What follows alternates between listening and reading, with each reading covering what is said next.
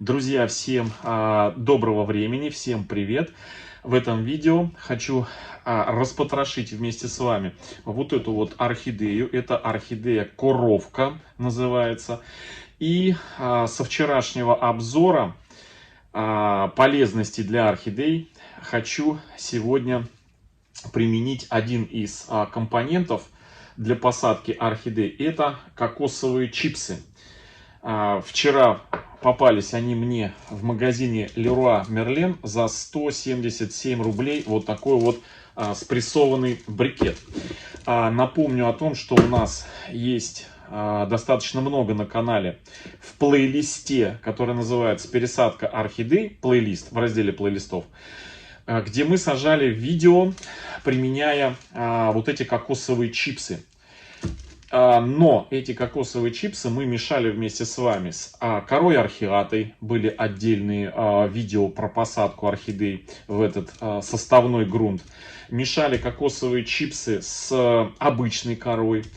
Мешали кокосовые чипсы с керамзитом, с строительным керамзитом. Вот таким вот, вот такой керамзит. И у нас достаточно много орхидей растут как в закрытой системе, как в полузакрытой системе, где мы используем чипсы. Но я посмотрел все наши посадки, я, честно говоря, даже не помню, сажали мы, не сажали, но я не нашел, где бы мы вместе с вами вот эти кокосовые чипсы мешали с еще одним не менее популярным и относительно доступным компонентом. Это Grow Plant, пеностекло. Я тоже вчера в обзоре показывал и говорил, что это в принципе одно и то же, когда продают вот такой вот компонент, пористый компонент под видом дренажа, нано-дренажа за какие-то немыслимые деньги. И тут же в упаковках от другого производителя это продается под названием пеностекло. Но этот компонент мы уже с вами применяли еще, наверное, года 3 назад на нашем канале. Активно сажали в Grow Plant под названием в простонародье просто пеностекло. Это такое вспененное стекло. Вот такой вот консистенции, оно пропускает активно хорошо воду и воздух пропускает. Это, знаете, нечто такого подобия, знаете, лавы, вспененной лавы. Отличительной особенностью этого компонента является то, что он, во-первых, хорошо набирает воду полностью в свой объем за счет пор, которые в нем находятся. Плюс он очень хорошо аэрируемый. И самый главный момент это то, что он не токсичен, раз, и он не разлагается, то есть он практически вечен. И вот в сочетании с кокосовыми чипсами, с органикой, мы сегодня это пеностекло применим на наших орхидеях. У нас есть немало видео, где мы размешиваем пеностекло с обычной корой и орхиатой. И я уже не раз рассказывал, что подобное смешение из двух компонентов пеностекла и орхиаты, либо коры обычной сосны, дают очень хорошие результаты. Ну, по крайней мере, у нас на канале все орхидеи, посаженные в подобный грунт, ну, просто корни наращивают обалденные.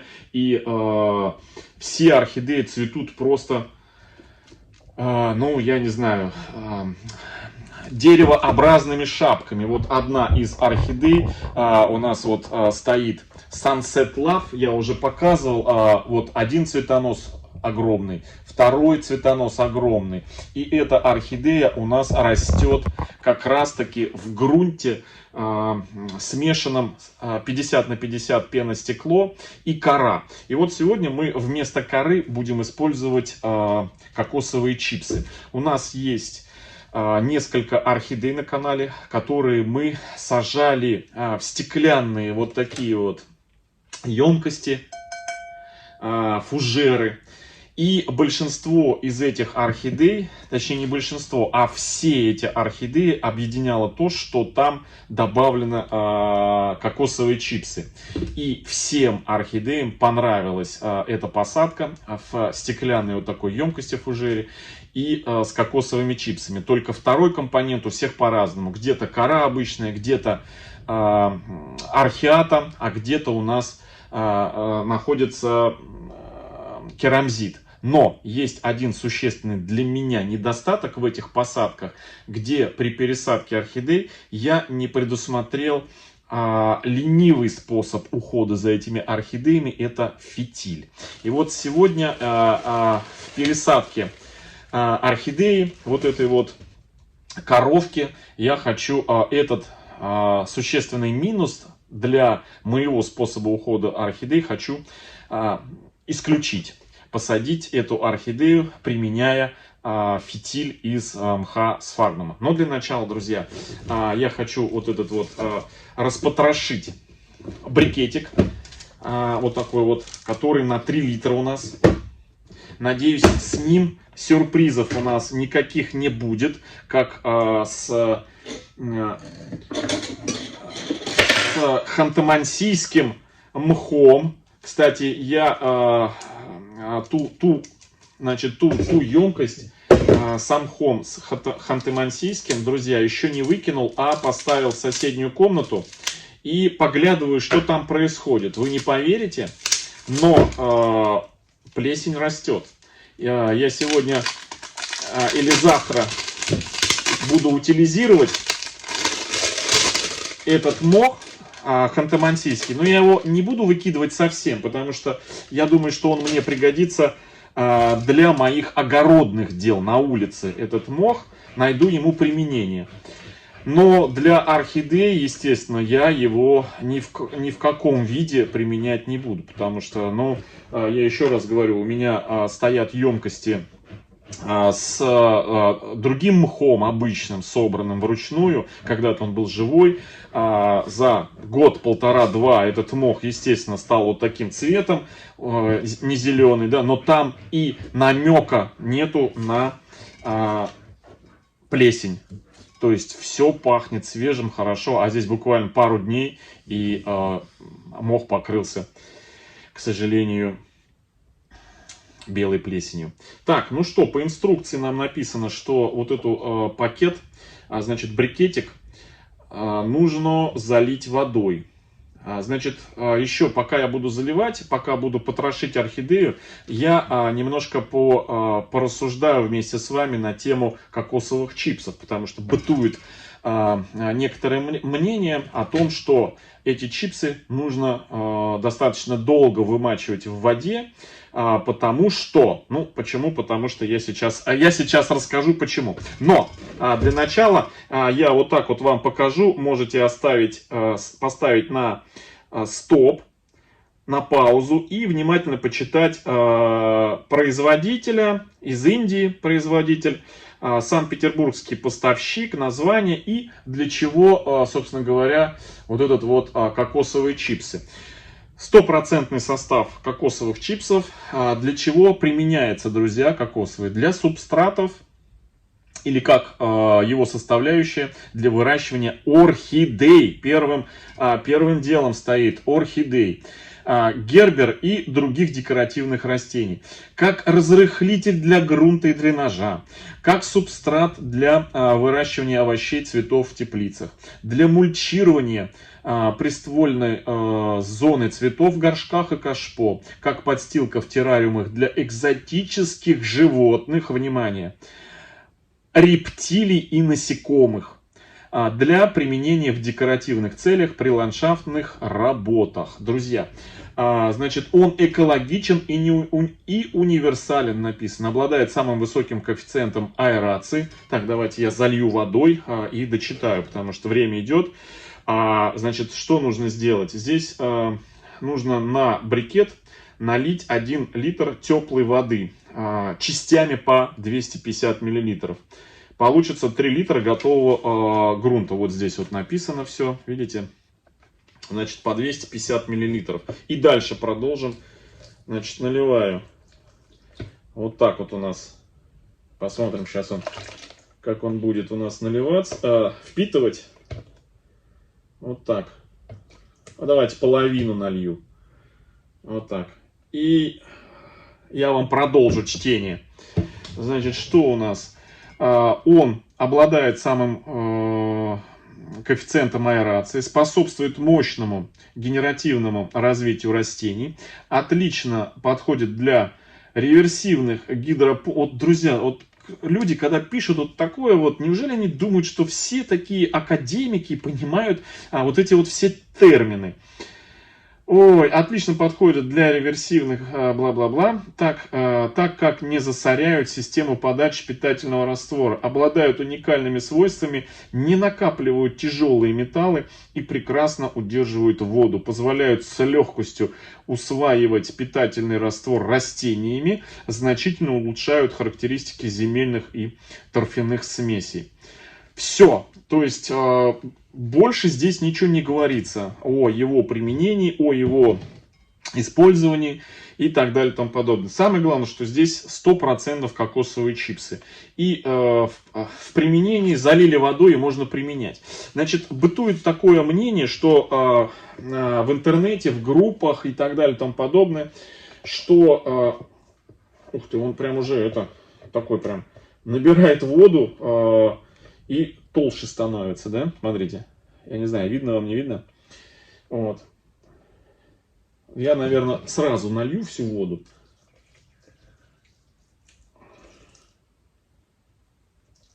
Чтобы брикетик был под водой. Вот так.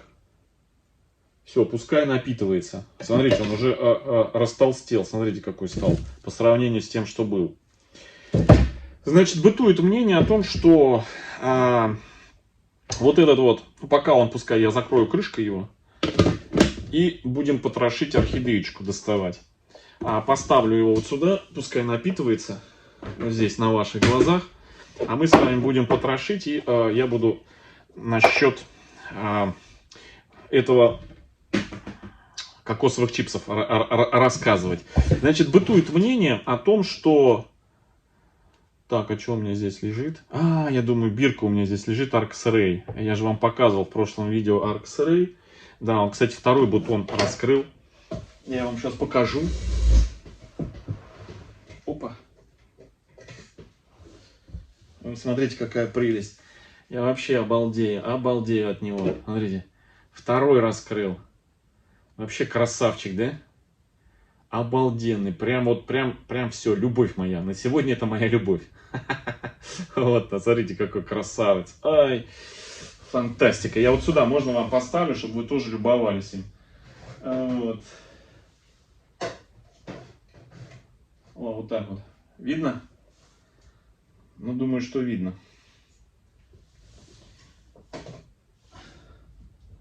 Видно. Вот, значит, бытует мнение, что кокосовые чипсы, ввиду того, что в Юго-Восточной Азии проблемы с водой, обычной, проточной, промывают эти кокосовые чипсы в соленой, в морской воде. Да, друзья, действительно, есть такое в Индии, в Таиланде, в Индонезии.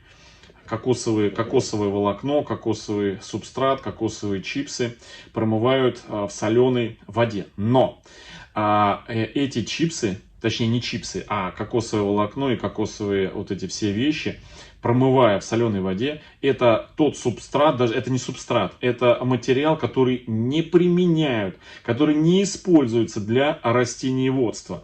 Я не думаю, что люди, поставщик, который питерский, вот здесь вот написано, питерский торговый дом АСР, город Санкт-Петербург, продает и рекомендует эти кокосовые чипсы для выращивания растений и для насекомых, экзотических разных мелких зверушек, с пониманием того, что эти кокосовые чипсы в соленой воде, они соленые и нанесут вред. Я думаю, что знали бы они это, естественно, они бы предупреждали бы и советовали эти чипсы замачивать, промывать и так далее. Вот сколько я использую чипсов кокосовых, я ни разу не, ну знаете, как не замечал, что они как-то, подавляюще действуют на растения, либо они там соленые. Я, конечно, воду не пробовал, но вот у меня прям большое желание есть попробовать воду на соленость или нет, честное слово. Ну, я не думаю, что для растений, для зверушек вот такие кокосовые чипсы вымачивают именно в соленой воде для продажи, да, для растений. А вот вымачивают их для использования в других целях. Ну, вот из кокосового волокна его прессуют, из него делают какие-то изделия, те же самые горшки какие-то специальные там для чего-то. Ну, в общем, не для растений это все. Так, потрошим, друзья, потрошим. Вот такая вот она. Коровка. Это коровка, которая уже 2 с лишним года появилась на канале. Я купил ее в Ашане на предпраздничным мартовским распродажам. Срезаю корень, он не нужен здесь. Здесь корней достаточно у орхидеи. И один кончик погоды не сделает. Опа, достаю. Ох, как хорошо выходит. Так, грунт у нас мелкий, прям я бы так сказал, совсем мелкий, прям мелкий-примелкий. Смотрите, мелкая кора. Ой, какая прелесть. Я сейчас вам поближе все это покажу. И мы будем с вами потрошить. Пахнет, нюхаем. Лесом пахнет. Друзья, пахнет лесом. Никакого неприятного запаха нету. Так. Здесь есть кокосовый торфяной стаканчик. Так что, друзья, по поводу кокосовых чипсов, те, которые продаются, где конкретно написано для орхидей, где конкретно написано, что вот как торфяной субстрат для растений, кокосовое вот это рубленое, такое мелкое уже, применяйте смело, не боясь. Просто, знаете, то, что где-то кто-то сказал один, я помню эту историю, когда муж одной архаманши увидел, что она размачивает какие-то там чипсы или еще что-то такое. И был где-то проездом в Индии или в Таиланде и просто мимоходом видел, как эти чипсы изготавливают, но не зная для чего, рассказал об этом историю, сказал: ой, да они соленые. Когда они попробовали, они соль эту не заметили. Но все уверовали в то, что все чипсы, рассказали это во всеуслышание в социальных сетях. И все, и понеслась этот миф во все стороны, что чипсы изготавливают и замачивают, промывают их в соленой морской воде. И так далее и тому подобное. Друзья, импортеры, если бы знали и это было так, то импортеры бы, во-первых, не продавали бы подобный субстрат для растений. А если такое место имело быть, то, наверное, все-таки бы предупреждали, что нужно промывать в проточной, не соленой воде, друзья. Так что не переживайте. Я сейчас именно про те чипсы, которые, вот как я вам показал, специально для растений изготавливают, а не как наполнитель для чего-то, потому что наполняют, и там бывает и подушки делают, и какие-то матрасы делают подобными вещами. Вот там могут использовать кокосовое волокно, замоченное и промытое именно в соленой воде, чтобы оно совсем не портилось. Так, срезаю корешочки. Здесь есть под основанием корешки вот такие вот. Опа, совсем. Вот, которые в торфяном стакане были. Я их обрезаю, они нам не нужны, кончики эти. Тем более вот такие уже подпорченные.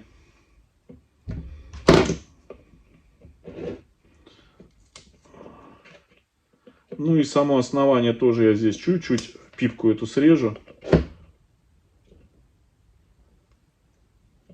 Так. Смотрим, где у нас тут есть подсохшие, есть еще кончики. Вот у нас есть цветонос старый, тоже сухой, отрежем.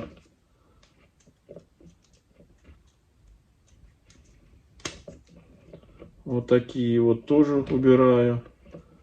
Подпорченные какие-то воздушные корни. Вот, срезаю. Так, ну и два листика есть. Вот эти два листика, самые такие нижние, которые будут мешать нам посадке орхидеи. Я их, естественно, я их удаляю. Они уже, их орхидея уже отсушивает потихонечку. Вот. Да, Мася. Вот здесь еще есть один цветонос прошлого цветения. Орхидея цветет каждый год, друзья. И достаточно продолжительное время. Так, вот здесь еще корень такой у основания сухой, пустой, но внизу вот такой вот. И даже кончик вот здесь раскуклился, растет. Пока удалять его не буду, пускай будет, он не мешает. Так, и еще один лист, второй, удалю в стороны. Хоп. Вот. Все. Вот такое вот у нас получилось, друзья, основание. В принципе, неплохо. Примерим ее для посудины нашей. Сейчас вот так вот. Не мелковато ли будет? Да вы знаете, нет, в принципе, нормально. Единственное, что вот этот воздушный один корень мешает, но мы его можем заправить внутрь сюда. Ну, вот так как-то, да? Смотрите. То, что у нас кольцом лягут нижние корни на стекло, ничего, в принципе, страшного нету. Все будет хорошо. Так, ну что, в принципе, можно уже эту орхидеечку сажать. Но для начала нам нужно приготовить, друзья, грунт, в который будем сажать. Это у нас будет, еще раз повторюсь, пеностекло. Вот она. Вот такой вот. И второй компонент — это кокосовый чипс. Так, ну, в принципе, вся вода впиталась. Прям, смотрите, ничего не осталось. Кокосовые чипсы впитали всю воду.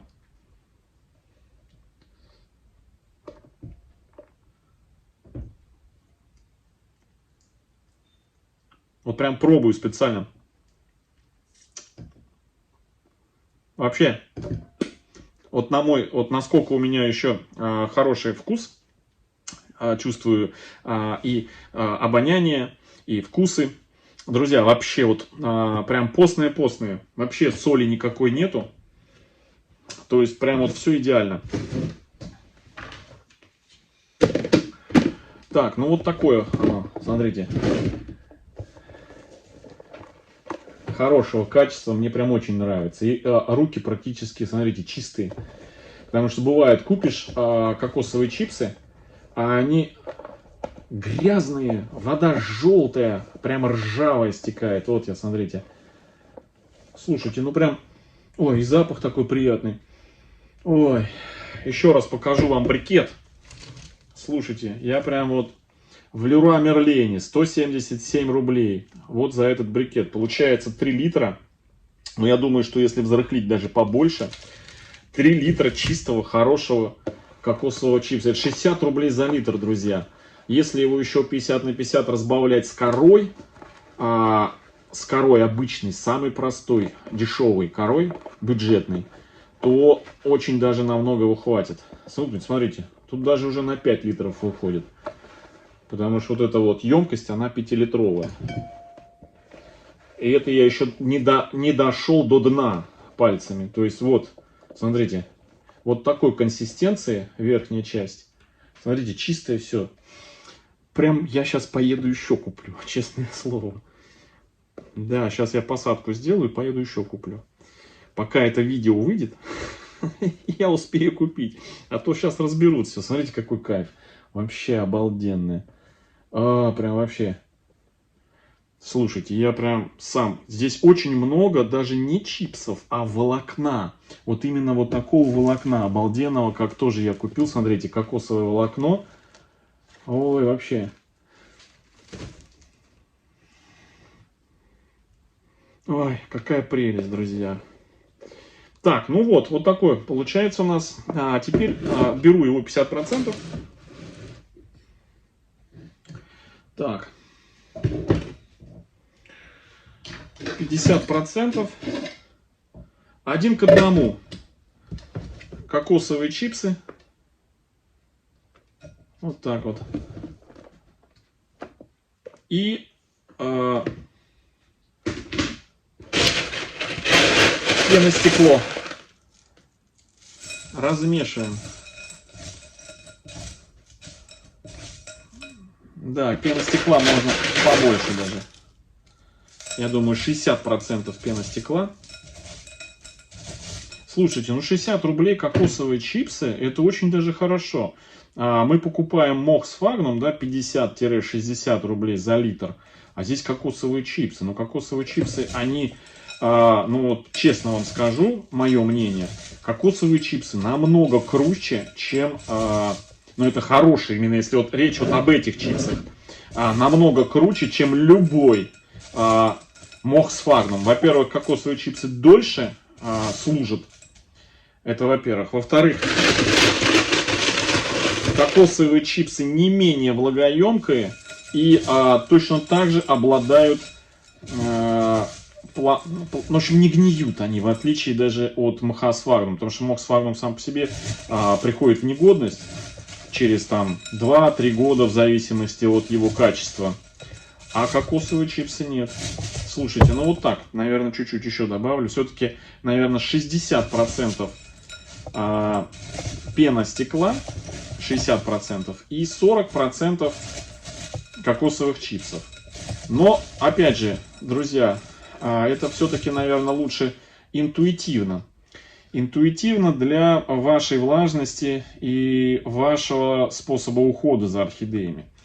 Вот, потому что и тот компонент, они влагоемкие и в то же время очень хорошо аэрируемые, потому что кокосовое волокно и чипсы хорошо вбирают воду, что само пеностекло хорошо вбирает воду. И плюс вот этого вот замешательства двух вот этих вот компонентов в том, что поливать можно проливом, просто проливом, если сейчас речь не идет о закрытой системе, а в обычном стандартном горшочке. То есть проливом можно, моментально все это напитывается. Это раз.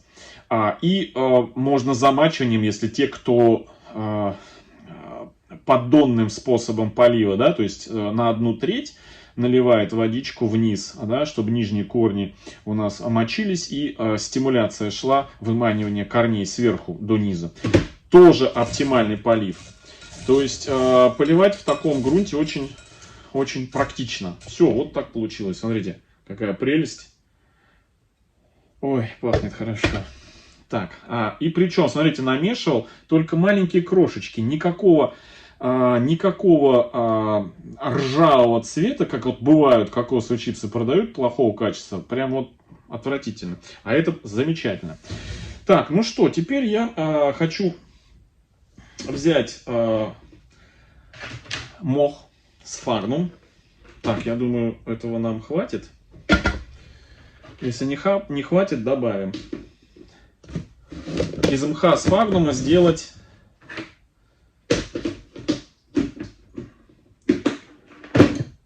фитиль. Вот, смотрите, вот такие емкости у меня. И хранится, друзья, минимум год, максимум под 3 года спокойно и без всяких, он влажный. Вы всегда видите, я достаю мох, он мягкий, влажный и никаких нету неприятных ароматов, раз, никакой плесени нету, два. Единственный момент, один раз, прошлой зимой было в одной из емкостей куча этих личинок комарика цветочного появилось, они расплодились. И я прям открываю крышку, а они здесь летают.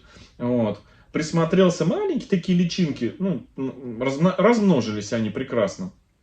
Я взял, попрыскал далматской ромашкой, вот, которую вчера показывал, по 300 рублей. Сейчас она очень дорого, просто набрызгал, закрыл. Все, они все отправились, ой, к прабабушкам своим. Вот, так что вот мох, вот видите, он мягкий, сырой. И ничего с ним не происходит. Так, делаем фитиль, друзья, фитиль. По поводу, значит, были жалобы на то, что... Ну, не жалобы, а замечания, что у некоторых зрителей фитиль этот только наполовину поднимает воду, и выше не поднимает, приходится периодически иногда все-таки подзамачивать растения. Значит, друзья, по поводу того, что фитиль поднимает наполовину, я еще раз хочу сказать, что чем плотнее вы сделаете фитиль, прям вот, чтобы он прям плотный был. Я вот в каждом практически видео, наверное, говорю, ну, может, не во всех, но во многих, что плотнее нужно уплотнять вот этот вот жгут из мха сфагнума, вот этот вот колбаску, вот эту. Чем плотнее, тем он ближе, вот эти вот, как сказать, я не знаю, ну как сказать, стебельки вот эти вот, они ближе друг к другу, и тем они лучше воду впитывают и лучше эту воду передают капиллярным сообщением наверх. То есть вы просто, как сказать, вот покупаете же орхидеи, которые азиатские, вот в этих вот стаканчиках. Ну вот в этих вот стаканчиках транспортировочных. И вы же когда потрошите, вы чувствуете, как плотненько здесь вот прям упругенько набит мох. Вот у азиатских наших друзей, которые выращивают орхидеи, у них уже рука набита уплотнять мох. И они вот как раз в такой плотности мох и дает возможность просто в поддончик налил, и этот мох всю воду впитывает в себя. И в зависимости от количества воды поднимает эту воду наверх. Поэтому еще раз говорю, что уплотнять нужно поплотнее все это делать. Вот. Так, у меня здесь емкость попалась с дырочкой, с отверстием. Вот. В одном из видео я показывал, как я сверлил. Но, друзья, это просто одна емкость так попалась. Мы на нее внимания не обращаем. Я как раз к ее стороне сюда повернул этот мох сфагнум. Так, ну что, 5 секунд, друзья, я ставлю, чтобы вам видно было. Беру орхидею, мы ее сюда прилабуниваем сейчас. Вот так вот стараемся ее сюда поместить. Корни, конечно, практически не помещаются, поэтому немножко их наискось. И берем палочку. Палочкой я сейчас все это дело подправлю.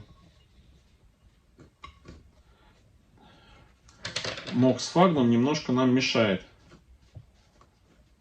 Поэтому нужно все подбирать по, так сказать, по объему, по размеру. Так.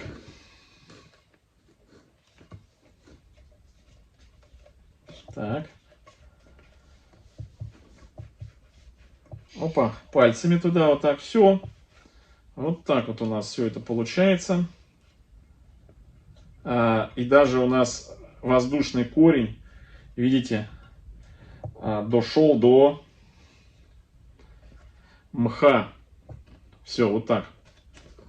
Все, а теперь оставшуюся я засыпаю приготовленным, которого останется приготовленным субстратом. Так, у нас останется, друзья, лишний. Ну, мы его тоже применим в следующих посадках. Вот так.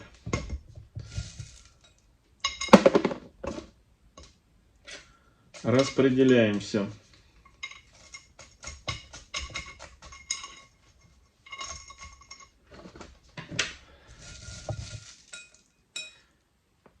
Еще один немаловажный момент, что кусочки пеностекла, они должны быть соизмеримыми объема посудины, в которую сажаем орхидею. Чем больше посудина, тем больше кусочки. Чем меньше, тем меньше, соответственно. Ну и в зависимости от объема корней в том числе. То есть, чем больше корней и меньше пространства, тем, соответственно, меньше кусочки, потому что просто вы их потом не запихнете.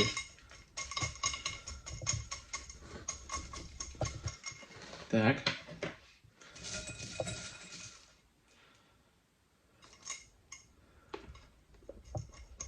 Так. То, что корни у нас здесь легли кольцами, ничего страшного. Пусть так и будет, друзья.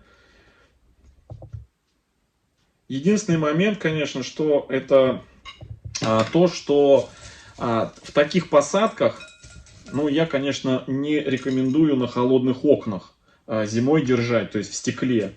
А вот на стеллажах очень прекрасно они зимуют в таких посадках, в стеклянных. Очень хорошо себя чувствуют орхидеи без проблем. Так, ну смотрите, так потихоньку мы сейчас весь этот грунт сюда у нас и уйдет.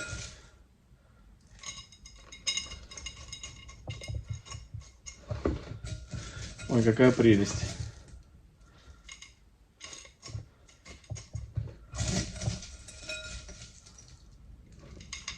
Слушайте, ну в этом что-то есть на самом деле. Кокосовые чипсы, по внешнему виду, кокосовые чипсы и, конечно, скажите мне, и пеностекло. Прям очень даже неплохо.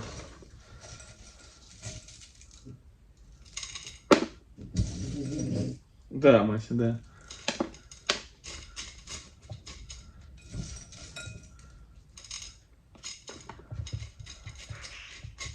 Вот так вот все, друзья. Падают у меня кусочки на пол. Но это не страшно. Подтрамбовываю немножко мох с фагном. И сверху я на него положу сейчас тоже кусочки пеностекла. Это для того, чтобы он у нас сверху не зеленел и не портился. Так, вот так. Но подсохнут вот эти вот волокна, которые сейчас прилипают вот здесь. Они потом подсохнут и все осыпятся. То есть посадка будет чистенькая. Сейчас просто влажный этот, кокосовые чипсы влажные. И они прилипают. Так, ну вот так вот у нас все это дело получается. Значит, для чего я еще этот мох с фагном сюда запхал, этот фитиль? Потому что в таких посадках поливать без этого мха очень неудобно.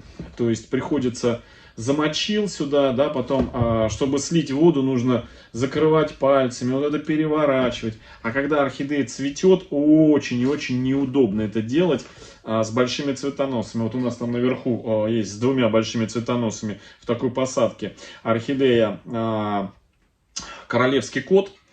Или кот-король, да, он цепляется вот этими большими цветоносами, не сломать, не оторвать бутончик или цветочек у орхидеи, очень проблематично. Поэтому мох, он спасает при поливе. Понятно, когда отцвело, можно замачивать, сливать, а когда цветоносы, водички опытным путем, в зависимости от того, от объема, от размера посудины, от количества мха, от корневой системы, от времени просыхания этого горшка, да, вот от этих факторов мы и набираем 50 миллилитров воды, 100 миллилитров, там больше, меньше.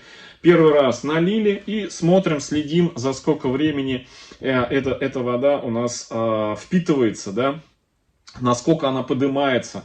Вот. Даже если вдруг где-то не очень хорошо уплотнили мох с фагном, и вода поднялась только там на 2/3 или наполовину, то можно оставшуюся воду просто взять и там горшок этот наклонить с оставшейся водой в сторону мха, чтобы водичка вот сюда напиталась, и все, проблем нет. В общем, вот таким опытным путем, я думаю, к каждой своей посадке вы поймете, что и как, сколько наливать водички. Так, все у нас тут. Что-то мох с флагом. Вот, все, друзья, вот такая вот получилась у нас посадка. Вот. Здесь даже вот если у нас чуть-чуть такой, знаете, получился пазух, карман воздушный, ничего страшного. Здесь будет хорошая влажность за счет того, что у нас, видите, везде все перекрыто, все хорошо. И, значит, вставляю бирочку. Вставляю бирочку, что это у нас коровка. Вот так вот, хоп, все. В общем, друзья, все вопросы пишите в комментариях под этим видео внизу, связанные с кокосовыми чипсами, с этой посадкой, с мхом с фагном. В одном из следующих видео я буду пересаживать вот эти вот цветущую, вот эту орхидеечку черную, тоже в такую же посадку. И вот эту вот лиловую, коралловую. Вот эти две цветущих орхидеи я тоже буду пересаживать вот в эти вот емкости. И в процессе пересадки отвечу на те вопросы, которые вы зададите в комментариях под этим видео. Все, друзья. Всем хорошего настроения, всем добра, здоровья и до встречи в следующем видео. Всем пока-пока.